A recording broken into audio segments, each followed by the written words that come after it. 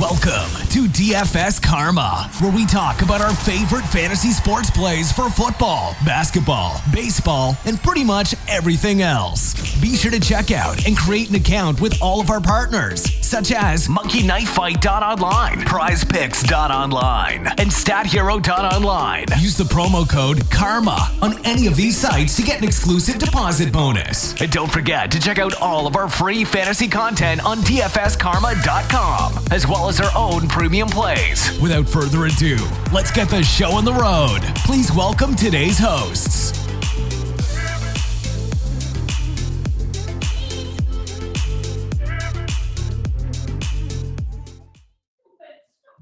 Yo, what is up, Karma Nation? Thanks for joining us on another edition of the Teen It Up podcast. I am your host, AC, with DFS Karma and Bet Karma. I've got my co-host, my co-captain, Sam Sherman. How you doing tonight, Sam? And how was your week last week? And, well, you can talk about betting. I know how that went. DFS, anything else that you want to get off your chest? Yeah, I wrote about it in my article. I'm letting my biases, stir or sway me too much. I played Ricky in cash just because I thought he was going to bounce back at low ownership.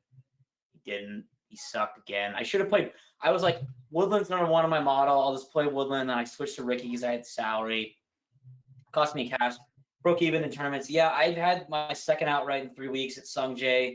Dude, I mean, I don't even know if I can call it a win for him just because I bet him so often. I feel like I'm just kind of breaking even on Sung Jae. But for the 2020, over at Bet Karma, we're doing big things. We're killing it. So everyone should jump over there and join us. I have an article out normally on Wednesdays. And I was telling you, like, right before the pod, I am feeling like too confident, like I'm seeing the board just too well. So it's going to come to a crashing halt. But, yeah, it's been a good betting run. It's definitely kept me upright for the DFS slings. But, yeah, how was your week? Did you MME last week? Yeah, betting, man. I mean, you could literally lose, I feel like, for you in specific, I don't know, the next, 12 weeks because your units are up so much. I mean, honestly, that's the beautiful thing about golf betting in specific. You can get these longer odds. And, like, some people might say 33 or whatever Sung Jae was, 33 to 1 isn't that long. But you can't even find that. Just think about when you open the DraftKings app. It was like, say it's NBA, MLB, whatever. You're playing $100 single entry. You just try to get that 33 to 1 payout, right? I mean, it's almost near impossible. So that is why the entertainment aspect in what's all happening in the betting world, everybody knows it's listening to these podcasts because at the end of the day, you come from the DFS world, right? That's where we were born from. So yeah, check out the content, betkarma.com. All the lives, all the data tools are slowly populating there for all sports. And you can chat with us in really either Discord. You can access that product under dfskarma.com where you can find all of our sports, not just golf. All right, so that's a little bit of the opening. Last week in specific, it was just another Sunday tournament where the leader, I feel like it's been 4 weeks in a row we've come on here straight where the leader going into Sunday just couldn't hold on. And I honestly thought Tommy was going to just take it home for once. Me too. Clearly he didn't. And that's what makes even the live betting on the weekends amazing. I haven't hit yet this weekend. I didn't even pull the trigger. I didn't like where my board was at going into Saturday and Sunday, but it was awesome to see, the ebbs and flows. I was actually watching with my one buddy Sunday, and me and him played our own little live tournament. And I think it was like hole 12 onward, $100 a person. And I had the first pick. I took Fleetwood. He was in the lead. And then he had the next two picks, and Sanjay was one of them. So it was just super fun to watch down the stretch. DraftKings for me last week, I did well, man, in my single entry stuff. Again, my cash games have kind of been my personal saving grace this year. So I'm having a really good year in the cash game market, single entry stuff. But, I was joking around posting my MME usage so far this year. And it's just straight up in the red. I really haven't hit it all so far this year. I've MME'd, I think, 4 times, maybe 5 times. But it's a long season. We'll see how it goes. I'm probably going to MME again this week. I really like the tournament, so figure why not, right? All right, let's get into this week. Of course, everything is sponsored by DraftKings, so we'll talk DraftKings pricing. We always like to start. It's just easy. Let's talk about the guys 5 figures and above. I'm looking at Xander at 10,000 up until Rory. I mean, let's be real, any of these podcasts are going to bore you to death talking about Rory. He's number one in all models and anything in the world, right? I mean, this is a ridiculous, odds to equity payout as far as even DraftKings goes. I mean, it's his 16.5% is the weighted Vegas odds right now on Rory, which is substantially higher, right? So the question is, I don't do this personally, Sam, in MME pools. And also I never do this in cash games, but I am a little bit busy this week. So instead of making 3 lineups, I might just make one main one, and I might just play Rory and say, screw it. Right. I mean, is this let's just triple down and this being the week that he actually wins. Right.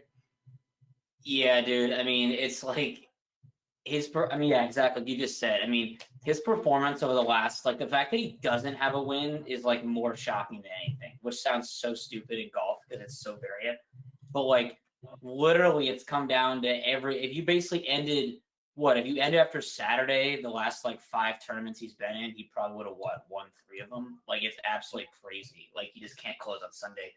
I don't know. He's off POA now. Hopefully he stops sucking at putting and missing 5-foot birdie putts. Yeah, I think Rory is just an absolute lock in any single entry. I mean, I don't care. The thing is, with like how good this field is compared to last week, like there's so many good options in the 7K range that I don't think it's the kind of thing where, you're playing in like the dusty ass like 3M, Rocket Mortgage Open where you got to play Rory and then you got to play a bunch of scrubs. Like there's good people. So I don't think he hinders your lineups. I think you have to play him. The one thing I will say on the other side of the coin is, I mean, if you don't play him, it opens up. Other people are going to be so low owned because I think so much ownership is going to go off to Rory and then just drop down to like standard. It's very counterintuitive for me. Again, I think I tell you at least 9 out of 10 podcasts that I never pay ever for guys up 5K and above. I mean, this is one of those 10 that just quickly glancing this week, like you said, there's definitely cheaper guys that I'm not thrilled with them. But when I have a guy that I just know is guaranteed top 3, and honestly, he should win. I mean, at some point he's going to win. Like, I just don't care, right? Like, if my main lineup this week loses with Rory, then I lost, and maybe I won an MME or something. But I mean, honestly, dude, I'm even considering hitting the lock button on him in MME, which I've never done. I don't know. Maybe I do need to change it up, right? Like, I do think I need to get my core a little bit tighter when I'm MMEing. But there's reasons to talk about like Hideki and Bryson as potential fades, in my opinion. I mean, Hideki, I think is going to be really popular, right? I mean, what you would say 20%. I mean, generally it's like, so I wrote in my article where I was like cautiously optimistic. Like he's going to end up being chalk, but I'm just like hoping for some reason that people they see Xander just came in, or they see Xander who's always good. They see Bryson just came in second, and that Hideki is basically like, if you're playing Rory, you can't play Hideki, and so people are just going to kind of fade. I don't know. I agree with you. I mean, Hideki's my second favorite guy by far. I mean, Hideki, like, if not Rory, I think Hideki wins. See, for me, I'm always team Hideki, but man, 10-6 for him on Bermuda. I just don't want to be tilting those missed putts. And again, I'm looking for reasons not to play some of these main guys.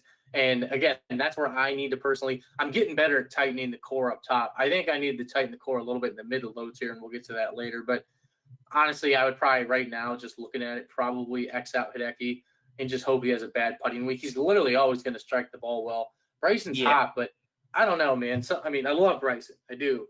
But I don't know. I mean, there's just reason to pause, right? It's just 10-4 now. It's a lot. I mean, it's I read it a lot of times in my article. Like last week, I mean, obviously blew up my face like it does all the time, where I was like, I'm not paying 11-6 for Fleetwood. I mean, maybe it did end up in my favor, but it's like at that price, he's got to basically finish top 3. I mean, Bryson now at 10-4. I mean, he has Bryson rounds where he just absolutely spazzes. I mean, dude, he's got at that price to pay off value, finish like top 5. And his approaches and his long, par 3 to 200 to 225, some of the ranges we're looking at this week, he is struggling there with his long irons, actually. So, again, I'm looking for reasons to kind of get off the ledge with some of these guys, especially in MME. He did gain 6.5 strokes putting in Mexico. And, I mean, again, a little bit of regression. He struck it well, but still. All right, so that's kind of, the talk on the guys up top. I really do like Xander for once. I got to admit, like, I feel like this might be the week when people are not going to play, like the standard public that always is on and we're. I gotta cut you off because I heard no. This is so funny. We always say this because we're not Xander guys. It's normally our chagrin. But I heard this on one of my pods I was listening to yesterday, and it's so true. Xander will never pop as a popular guy as much as you think. He always shows up as he always is going to be owned 20%. No, I get it. Yeah, I get it, but I think that I Plus, prefer play him. In Florida, dude. He only plays the players. He doesn't really. He's more of a California bro. Yeah, look at his history. I mean, it's weird. I'm also looking at all his strokes gained, and it's pretty ridiculous, especially from the aspect that we want some of the longer irons this week. His proximity, dude, is just honestly, it's kind of off the charts. I mean, what I'm looking at is a guy that's going to be absolutely elite with his long irons. One of these weeks, he's going to pop. I mean, we both know that. So yeah, he puts together 4 runs. I took him as 1 and done, and I bet him in Mexico, and he led the field in tee to green and approach, but came 14th. That was so stupid. If you just put it in average, so annoying. But yeah, I mean, dude, I don't know. In Invitational, I'm never gonna say Xander's a bad play. I don't know. I know, I'm projected right now to 15%. I know he's gonna be above 20. I just know he will be. I mean, either way, got to make some decisions for me early on. It's no Hideki, no Bryson, and honestly, I love Tommy. I just don't know if I can play him coming off of. At the end of the day, dude, it is kind of a grind. You're playing 4 straight days. You're in it at the end. I mean, there's something to that too. How about going down to the next tier? I always love Adam Scott. I feel like he might get lost up in the shuffle, but again, that's probably chalk as well at 9,700. Adam Scott's just a boss. Sung J M. I mean, what else do you want to say about this guy? Is your guy at this point in time? You can't not play him, but we both know that in DFS, people will think he's tired this week because he won last week. So that's always intriguing. Isn't that funny, dude? If there's one dude who's not tired, Sanjay plays every week anyway. He's not tired. Every week. Yeah. Every week. I mean, we'll see depressed ownership on him, even though relative to what it should be. Yeah, he's I mean, I think he came 3rd here last year, if I'm not mistaken, or he definitely came high. I mean, dude, I don't know. I don't know how much exposure I'll have to him because I think this week I might go back to my playing 5 lineups. I don't know. The 20 max contest sucks, but also I like when I have to concentrate it down, and with a higher 6x6, you take some more shots. But Sungjae, dude, I just hate. I mean, I want your take on. Well, I guess the next. Damn, this field is sick. I want your take on the next 3 guys mainly. I'll say I'm not playing Reed. I like to believe I have a good feel for Reed most weeks. This week does not seem like a week that I don't know. He's off the tee game, sucks and whatever. I'm going back to Ricky after he's burned me 3 tournaments in a row. I'm playing a narrative. I wrote in my article, I said I'm playing Narrative Street. It's Arnold Palmer. He always plays well here. I think he's not, the way he's playing, he's not this bad. He's just not this bad. I mean, last week. Who's that, Ricky? Yeah. I mean, Thursday, he sucked so bad.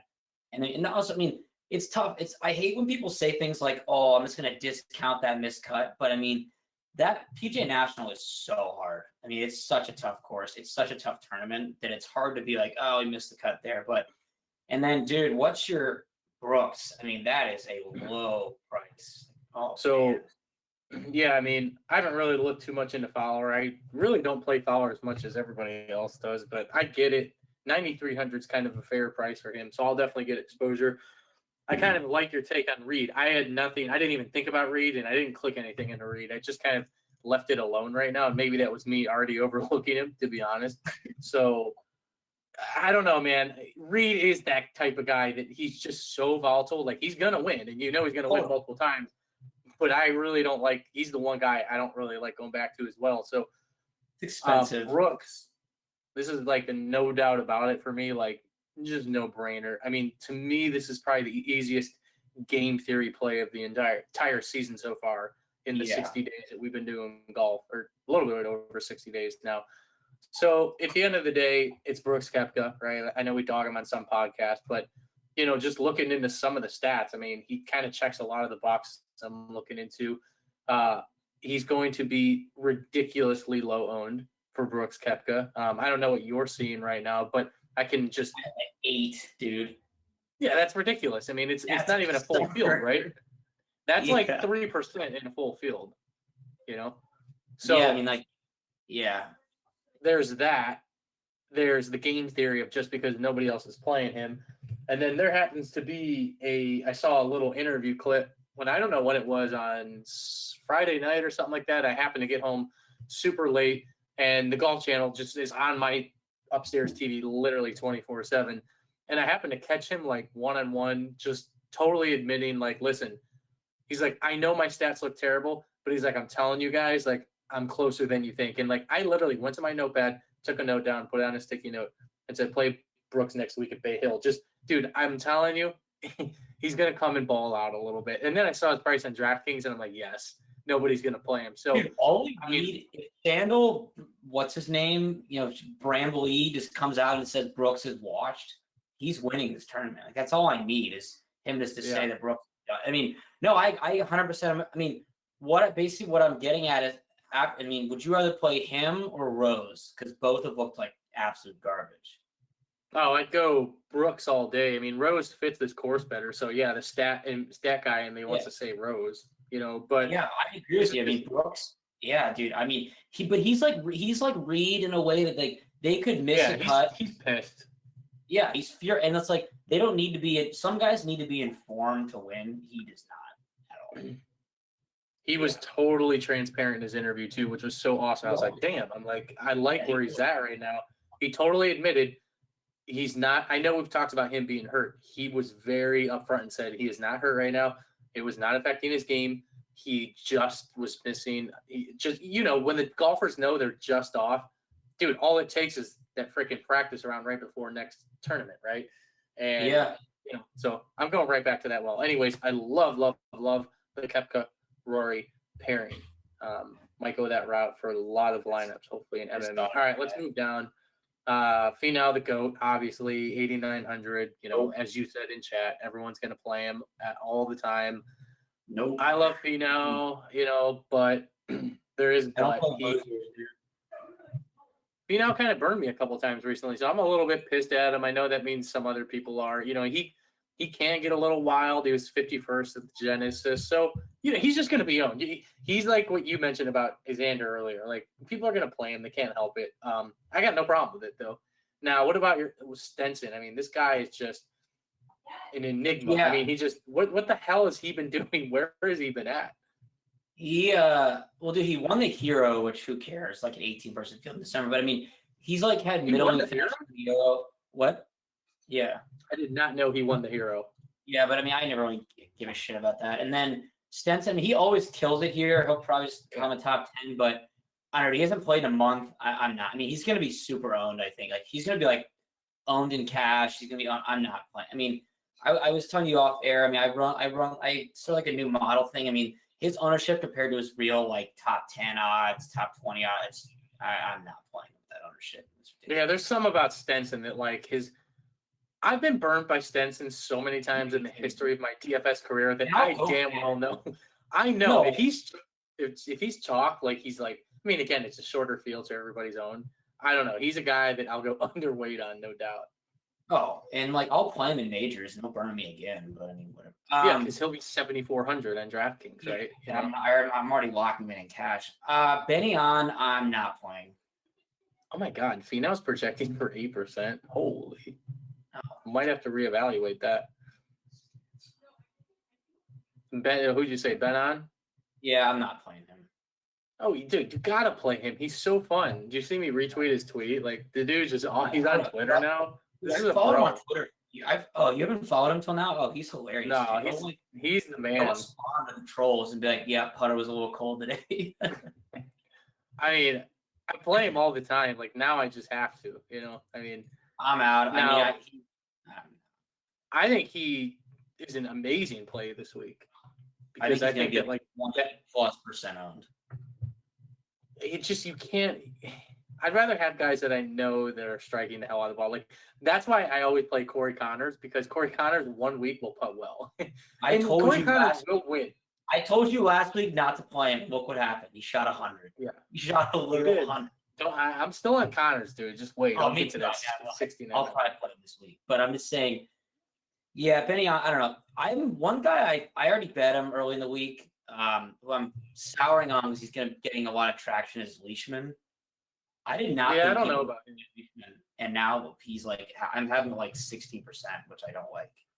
I'm kind of always out on Leishman. I don't know. I mean, yeah, the course fits in. Blah blah blah. I don't know. I mean, he's just he's too mad. I'd rather go with honestly. I'd rather play Morikawa at 8,400. I know he's going to be. Again, we're not here. This podcast is not about to talk about ownerships nonstop. He's going to be popular. So is Leishman.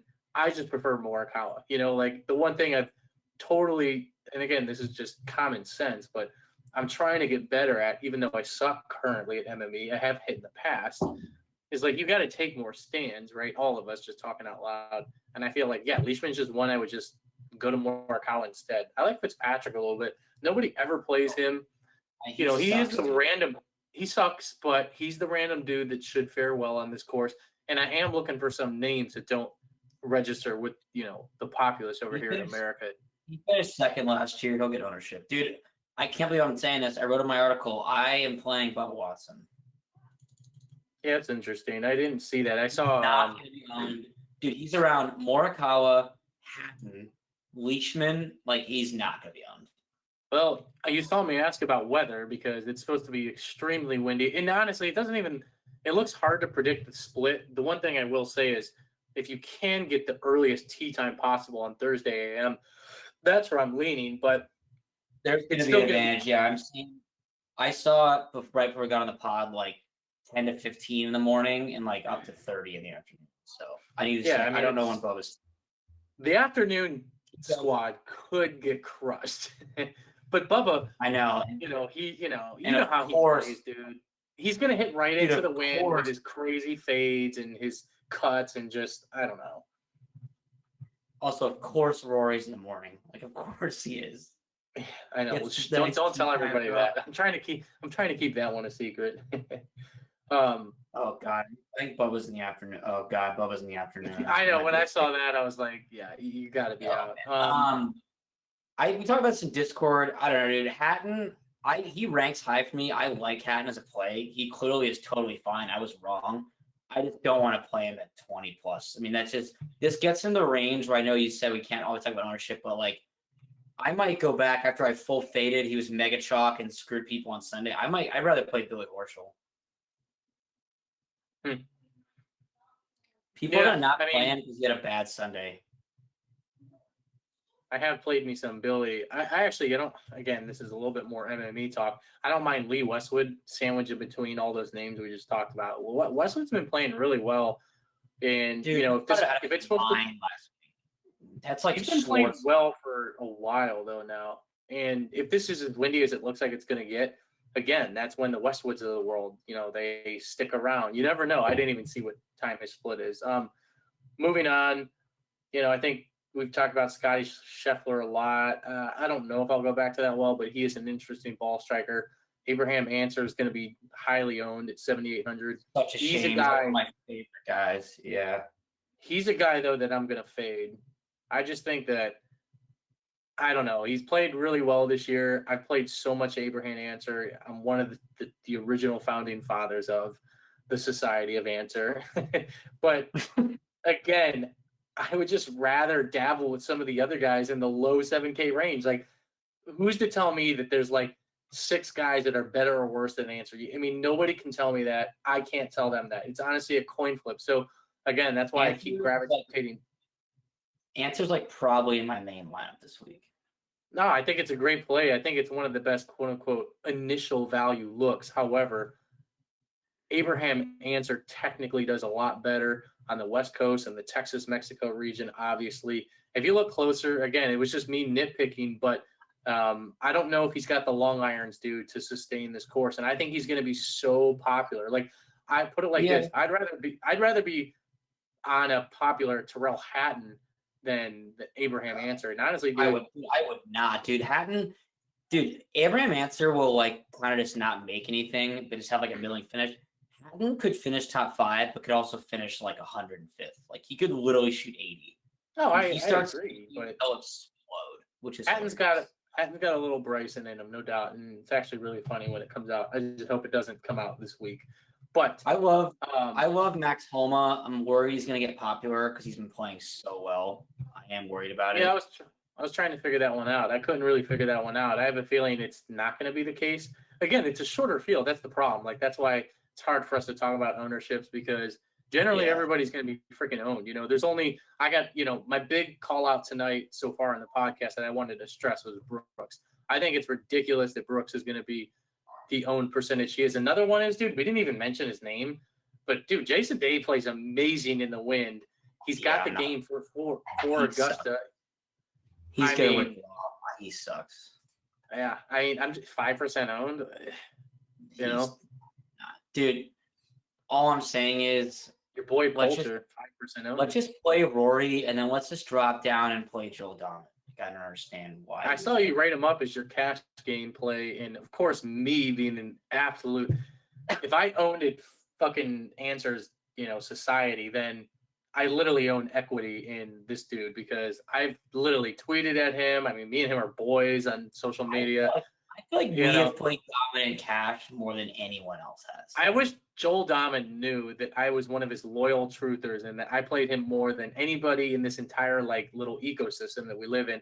He's coming in 1% owned. I couldn't agree with you more. I mean, this horse literally screams Joel Dominant. I would not be shocked to see him easily bink a top 10. I mean, 7,300 is totally cash playable, and literally nobody's going to play him. So, with you, I kind of want to keep him weird. Because he's so boring. He doesn't bomb it, so people don't like him. They're like, that's boring. They don't want him. Yeah, but he's gone through. Let me check him out. Who else are you looking at in this range? I want to look something up on him. Oh yeah, I like McNeely. He's such a young stud. I'm worried he's getting ownership. I like Dominant. And then, dude, why is my man Kevin Streelman 7,000? I debated playing him in my main lineup. Actually, I am playing him in my main. Are you kidding me, dude? He's an absolute beast. He's going to be 2% owned. That's one of those that he's good around the green. He's hits it straight. He's puts himself in. I don't have it in front of me, but dude, I was shocked to see his DraftKings scoring in the last 3 or 4 tournaments. He's putting himself in position to finish. In his last 5 tournaments, he averaged 68 DK. Dude, listen to his stats: 14th tee to green, 32nd off the tee, 11th birdie or better, 24th opportunities gained. He's not I didn't realize this till recently. He's not the greatest putter, but he doesn't need to be. I mean, his Bermuda splits are not perfect, but dude, it's 7,000. Are you kidding me? How is he ranked number 1 in strokes gained par 5? That must be a skewed stat. I'm trying to change it right now to see what it does. Oh my God. No, in the last 12 and 24 rounds, he's ranked number 1 in strokes gained par 5. I mean, wow. That's a really interesting stat. You know what that tells me?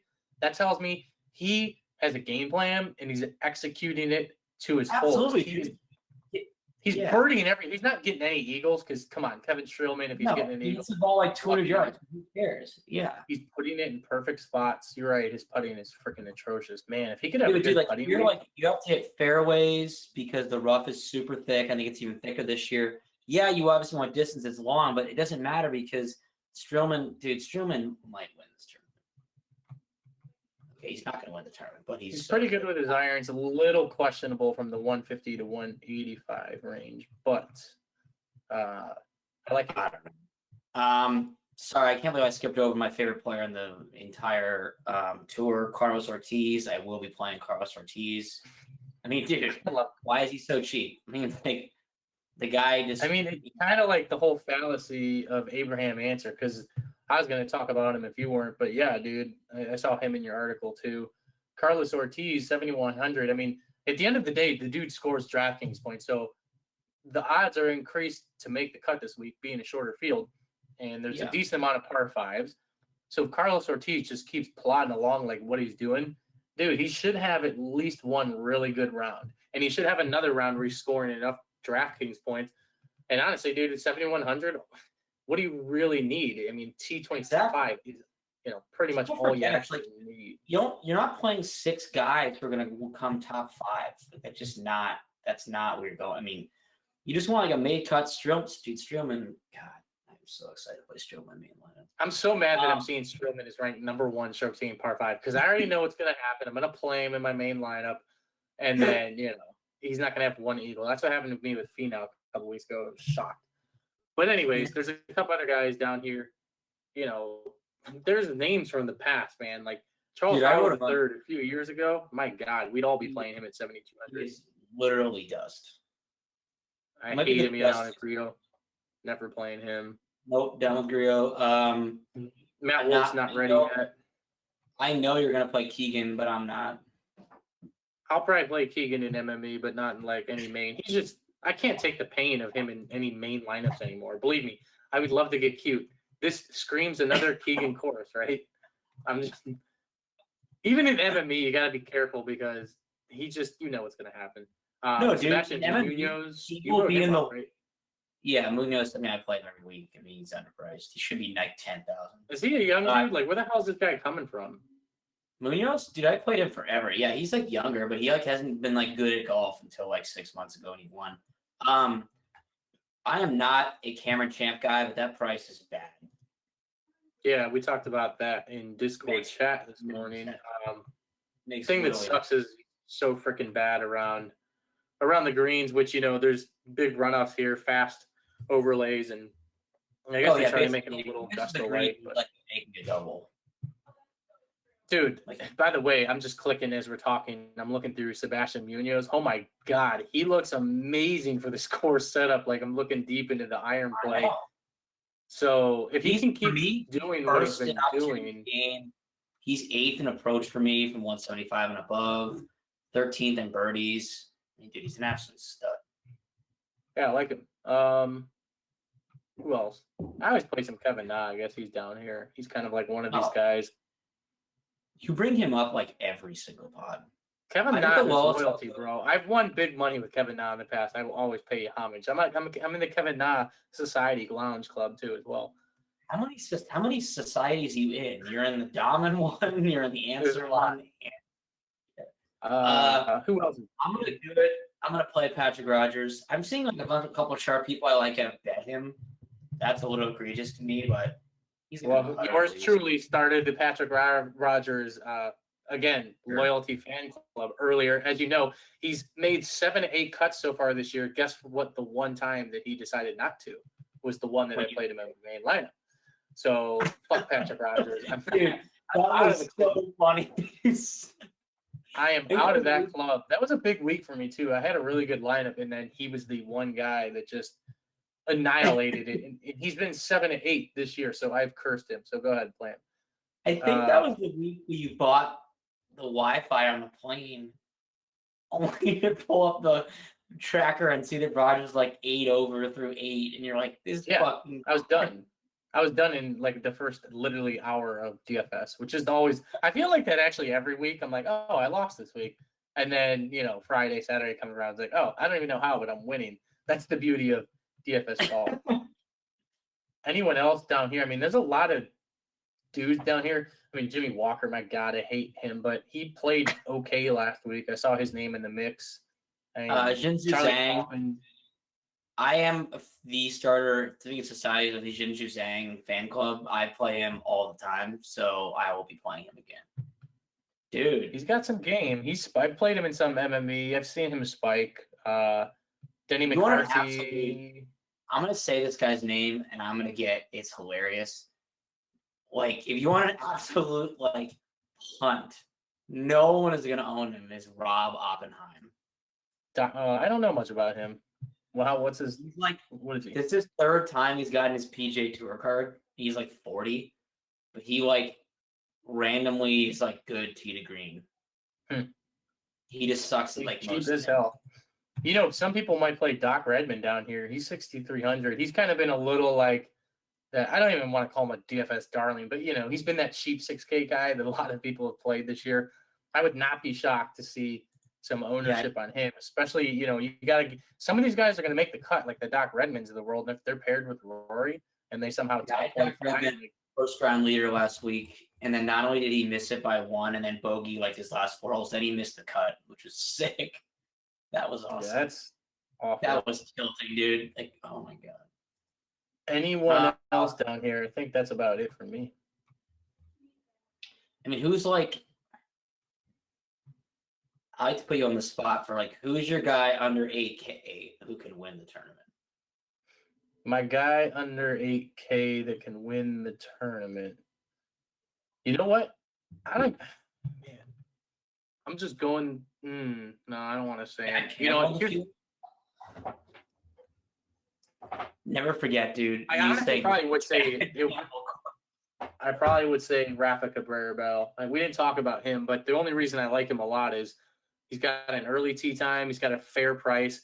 I really like him as a pivot off of Abraham Answer. I mean, I feel like most years Bale would probably be like that, like Uber chalk, and I'm sure he's definitely going to be owned. What are you seeing on him? Like 10%? Yeah, I'm seeing 10. I never play him. I don't know why. I just don't think he's upside as that. I mean, oh wow, I'm seeing lower percent owned, but anyways, I think he's got a little bit more upside than you think for the weather. So if I didn't see this impending weather, I probably wouldn't think otherwise. But I mean, dude, this is going to be a lower scoring tournament than we think. I mean, the winds are going to kick up on the weekend too, and there's pending weather on both Saturday afternoon and Sunday. So this could be a low scoring round. He finished third last year too. Quietly, kind of always goes under the radar, dude. I mean, he really does. And people, you know what they do? They talk about him and they don't end up playing him because, just like you said, he doesn't seem sexy enough or he doesn't score enough. And I really don't think it is. I think we just don't see him enough. You know, I really don't think we really see him enough over here. But I think he's definitely got winning upside. Yeah, I agree with that. So what about you? Who's your lower owned guy, I guess, below 8,500 if you want? I'll give you a little leg up if you want to take someone in that range. Dude, if there was no weather, I would literally say Bubba. But knowing there's wind, like I don't trust him at all.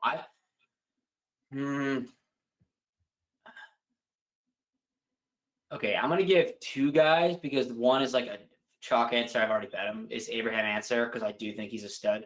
If there's a guy out of nowhere who I think would just win, and no one's on him, it would be Kevin Kisner. Yeah. Well, I don't know about that, but I see it. You got to be. He's good on those like longer par 4 courses, and this is technically one of them. It's just a matter of is he going to score enough DraftKings points on those par 5s. He's just like consistent. He's not gonna like mess up. I mean, he's just kind of like his putter gets hot, dude. He can.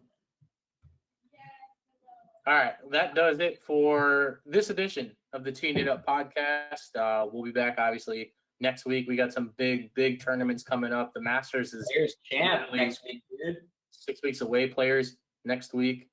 So we got a lot to look forward to.